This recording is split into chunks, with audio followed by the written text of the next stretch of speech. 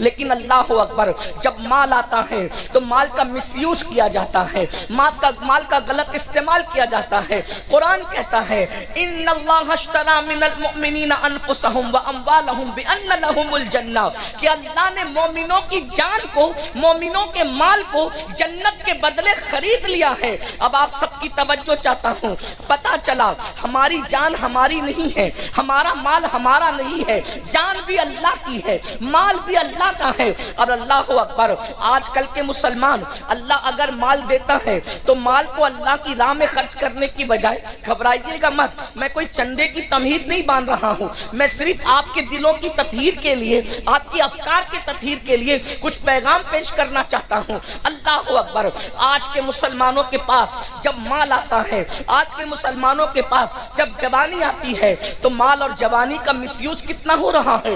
اللہ اکبر، آج پوری دنیا کے اندر جتنے جرائم، جتنے پاپ قوم مسلم کر رہی ہے، اتنے جرائم دنیا کی کوئی قوم کرتی نظر نہیں آتی۔ کتنے افسوس کی بات ہے، میں دلیل کے ذریعے سے اس کو ثابت کروں گا۔ اسی ہندوستان میں دیکھ لیں، ہندوستان کے اندر اللہ اکبر، رمضان شریف کی کوئی اہمیت کیا دوسری قوموں کے نزدیک ہے؟ ہرگز نہیں۔ رمضان شریف کی اہمیت صرف مسلمانوں کے نزدیک ہے، دوسری قومیں رمضان شریف کا احترام نہیں کرتی، اس کی عزت نہیں کرتی۔ بہتوں کو تو پتا بھی نہیں کہ رمضان شریف کیا ہے، لیکن ایک بات پر ہمیشہ غور کرنا، توجہ کرنا، ایک بات پر ہمیشہ غور کرنا کہ اللہ اکبر، جتنی نئی فلمیں آتی ہے، کوئی بھی نئی فلم رمضان شریف کے اندر نہیں آتی ہے، یا تو رمضان شریف سے پہلے آتی ہے یا تو رمضان شریف کے بعد آتی ہے۔ آپ ہمیشہ غور کرنا، کوئی بھی نئی فلم آپ کو کبھی رمضان شریف میں، ہندوستان کی بات کر رہا ہوں جہاں مسلمان لوگوں کے کہنے کے مطابق صرف 25 کروڑ مسلمان ہیں، آپ مجھے بتائیں دنیا دوسری قومیں ہم سے 4 گنا زیادہ، یعنی دوسری قومیں 100 کروڑ ہے اور ہم ہندوستان میں لوگوں کے کہنے کے مطابق، حالانکہ اگر سچائی سے گنا جائے تو الحمدللہ ہم 30 کروڑ سے بھی زیادہ اس ملک کے اندر، اس ملک میں ہم 30 کروڑ سے بھی زیادہ، لیکن چلے جو لوگ کہتے ہیں وہی کہتا ہوں، 25 کروڑ مسلمان اس دنیا، اس ہندوستان میں رہتے ہیں، 100 کروڑ دوسرے سب مل کر کے رہتے ہیں۔ آپ سے پوچھتا ہوں، رمضان شریف میں نئی فلم کیوں نہیں آتی ہندوستان میں؟ رمضان شریف سے پہلے ہی کیوں آتی ہے؟ رمضان شریف کے بعد ہی کیوں آتی ہے؟ اس لیے کہ ان کی سروے رپورٹ یہ ہے کہ جو بھی فلم ہٹ ہوتی ہے، جو بھی فلم کامیاب ہوتی ہے، وہ صرف مسلمانوں کے دیکھنے سے کامیاب ہوتی ہے۔ یعنی جتنا زیادہ ہندوستان میں مسلمان فلم دیکھتا ہے، اتنا دنیا کا کوئی مذہب کا انسان نہیں دیکھتا۔ ہر مذہب کا آدمی زیادہ سے زیادہ سیٹرڈے یا سنڈے کو فلم دیکھنے جاتا ہے، لیکن یہ مسلمان ہے۔ اللہ اکبر، بتاؤ مسلمانوں، احساس کرو، جس قوم کے پاس قرآن نہیں وہ صرف چھٹی کے دن فلمیں دیکھتے ہیں، اور جس قوم کے پاس قرآن ہے، جس قوم کے پاس رحمان کا رشتہ ہے، جس قوم کے پاس آمنہ کے لال محمد الرسول اللہ جیسا نبی ہے، وہ قوم کس قدر فلموں میں ڈوب گئی، کس قدر وقت کا مس یوز کر رہی ہے، وقت کا غلط استعمال کر رہی ہے، جوانی کا غلط استعمال کر رہی ہے، دولت کا غلط استعمال کر رہی ہے، کہ فلمیں سب سے زیادہ کوئی دیکھ رہا ہے تو وہ قوم مسلم ہے، جوا سب سے زیادہ کوئی کھیل رہا ہے تو وہ قوم مسلم ہے، نشہ سب سے زیادہ اگر کسی کے محلے میں ہے تو وہ قوم مسلم ہے۔ عورتوں پر اللہ اکبر گندی نگاہ کے حوالے سے جتنا زیادہ بگاڑ ہمارے معاشرے میں ہے، شاید ہی کسی کے معاشرے میں ہو، مگر سن لو اور اچھی طرح سن لو، آج کل کے نوجوان لڑکے یا دولت مند لوگ یہ سوچتے ہیں مولوی صاحب آپ کو کیا پڑی ہے، آپ دولت ہماری ہے، مال ہمارا ہے، جوانی ہماری ہے، طاقت ہماری ہے، اگر ہم برے کام کرتے ہیں آپ کا کیا بگڑتا ہے، ہمارا کیا بگڑتا ہے؟ سن لو، اللہ و رسول نے ذمہ داری دی ہے قوم کے علماء کو، قوم کے دانشوروں کو، اللہ کے رسول کے سچے امتیوں کو، کہ بلکہ ہر مومن کو یہ ذمہ داری ہے، جب تم برائی کو دیکھو اسے روکو، زبان سے روکو، بلکہ پہلے تو ہاتھ سے روکو، طاقت سے روکو، زبان سے روکو، اور اگر زبان سے بھی نہیں روکتے تو کم سے کم دل میں برا جانو، اور جو دل میں برائی کو برا جانتا ہے یہ اس کے کمزور ایمان کی علامت ہے۔ اب مجھے بتاؤ، جب تم برائی کو برا جانو گے تو یہ کمزور ایمان کی علامت ہے، اور جو برائی کو برا بھی نہ جانے تو کیا اس کا ایمان چلا تو نہیں گیا؟ اس کے ایمان کا طوطا اڑ تو نہیں گیا؟ ایمان کا پرندہ اڑ تو نہیں گیا؟ اب مجھے بتاؤ میرے بھائیوں، آپ کہتے ہیں مال میرا ہے، تکلیف آپ کو کیا ہے؟ جان میری ہے، تکلیف آپ کو کیا ہے؟ تو سن لو، اچھی طرح سن لو، کنویں میں گرنے والے کو بچانے کی ذمہ داری دیکھنے والے پر ہے کہ نہیں ہے؟ سڑک حادثے میں اگر کوئی بس سے ٹکرانے جا رہا ہو تو بولو بچانا اخلاقی فریضہ ہے کہ نہیں ہے؟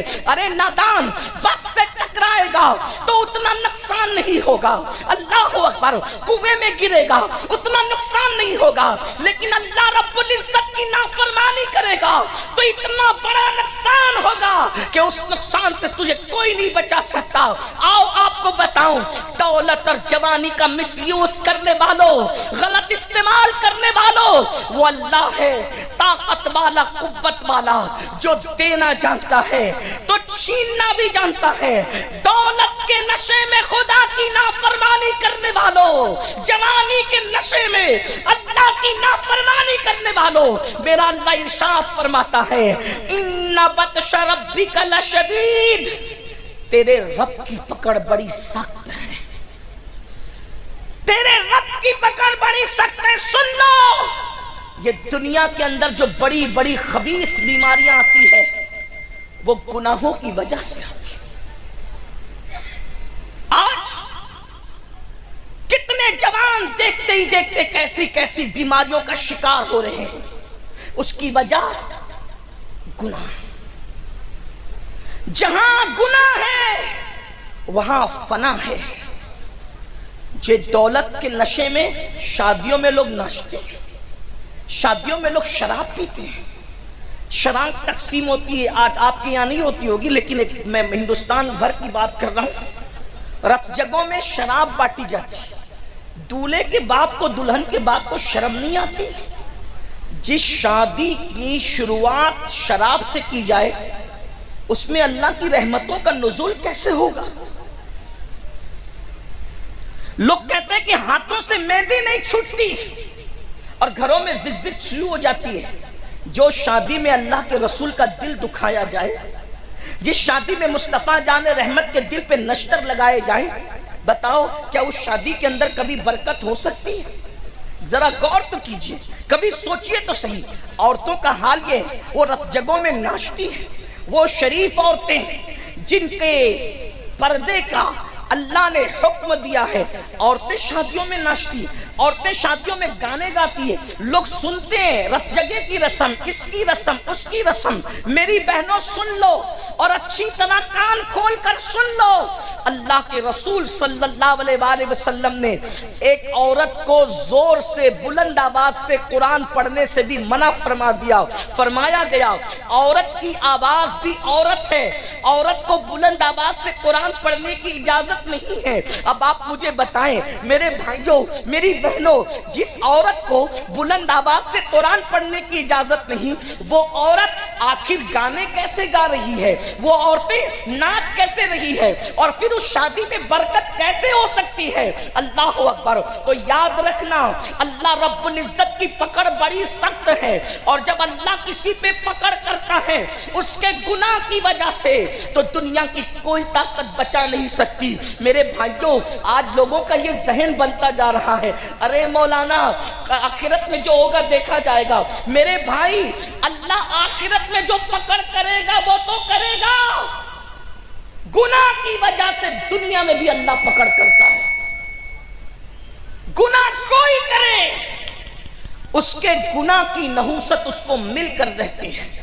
ایک بزرگ فرماتے ہیں جب رات کو مجھ سے کوئی گناہ ہوتا ہے تو صبح اس گناہ کا اثر میرے بچوں میں مجھے نظر آتا ہے، میری سواری میں مجھے نظر آتا ہے۔ لوگوں نے پوچھا وہ کیا؟ کہا رات کو اگر میں گناہ کرتا ہوں تو صبح میری اولاد میری نافرمانی کرتی ہے، صبح میری سواری میری نافرمانی کرتی ہے۔ پتا چلا اولاد غدار یوں ہی نہیں ہوتی، ہر اولاد کو ماں باپ سے پیار ہوتا ہے۔ جب تم اللہ سے غداری کرتے ہو تو اللہ تمہیں صدمے دینے کے لیے بطور عذاب تمہیں تمہاری اولاد کو تمہارا غدار بنا دیتا ہے. ورنہ لوگ آج کتنا پڑھا رہے ہیں, یہ پڑھا رہے ہیں, وہ ڈگری دلا رہے ہیں, لیکن بتاؤ کل کے ان پڑھ بچے, کل کے جاہل بچے ماں باپ کے جتنے وفادار تھے, کیا آج کے پڑھے لکھے بچے اتنے وفادار ہیں؟ لوگ کہتے ہیں بچے پڑھے لکھے نہیں ہیں اس لیے بے وفا ہیں. میں نے کہا 50 سال پہلے اتنی بڑی ڈگریاں تھی نہیں مسلمانوں کے پاس بظاہر, پھر بھی بچے وفادار تھے. وجہ کیا تھی؟ ان کے ماں باپ خدا کے وفادار تھے, اللہ نے اولاد کو ان کا وفادار بنا دیا تھا.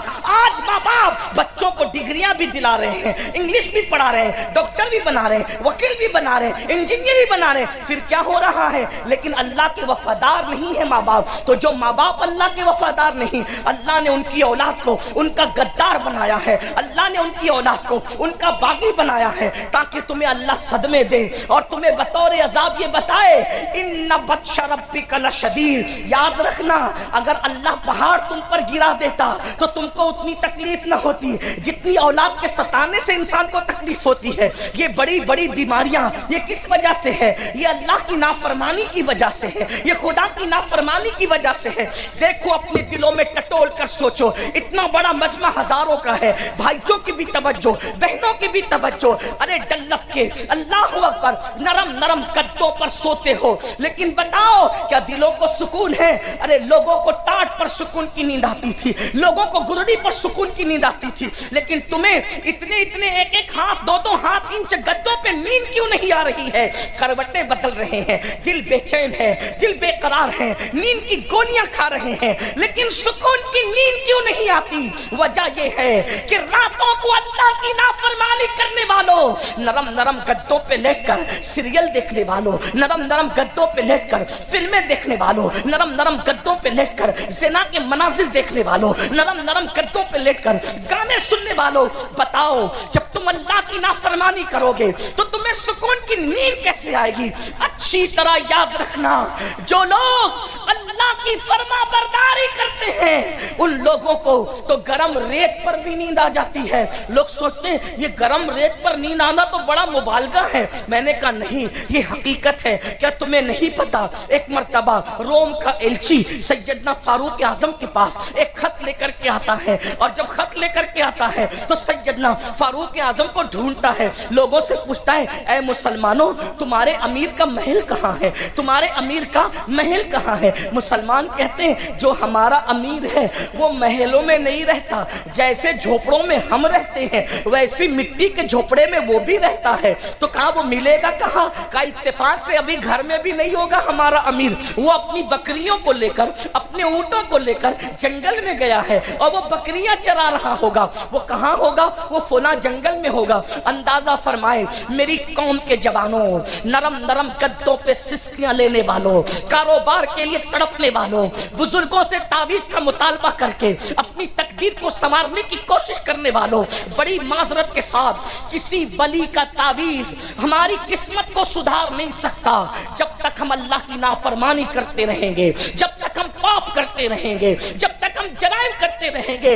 ارے نیکوں کی دعا سے اللہ ان کا حصہ اٹھا لیتا ہے جو نمازوں میں غفلت کرتے ہیں, جو نمازوں میں سستی کرتے ہیں. خدا کے لیے بیدار ہو جاؤ, اپنے مسائل کا حل کسی انسان کے دروازے پر نہیں ہے. ہمارے مسائل کا حل کل بھی اللہ کے در پہ تھا, آج بھی اللہ کے در پہ ہے, قیامت تک اللہ کے در پہ رہے گا. اس کی چوکھٹ سے وابستہ ہو جاؤ. کب تک غداری کرو گے؟ کب تک بے وفائی کرو گے؟ کب تک نافرمانی کرو گے؟ سنو سنو, روم کا ایلچی جب اس کو پتا چلتا ہے کہ مسلمانوں کا امیر 3 بر اعظموں پر بلا شرکت غیر حکومت کرنے والا عمر ابن خطاب جنگل بکریاں لے کر گئے بکریاں چرانے کے لیے. تو وہ جنگل پہنچا, جنگل میں گیا تو ایک منظر دیکھا.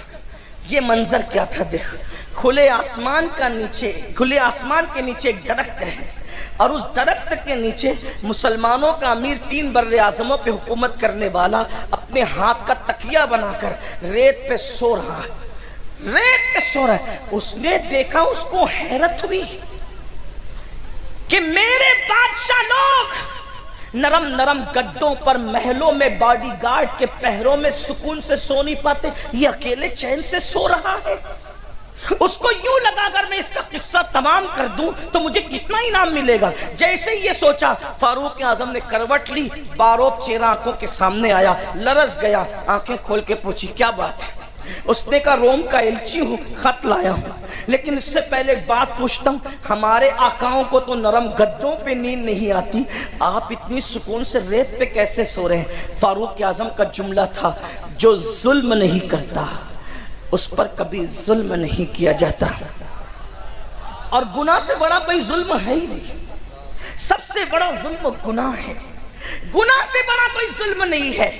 برگین والوں، گرد نواح سے آنے والوں، آج اللہ نے آپ کو ہم کو نعمت دی ہے اور ابھی بھی وہ نعمت دے رہا ہے، اس سے پہلے کہ وہ ناراض ہو جائے۔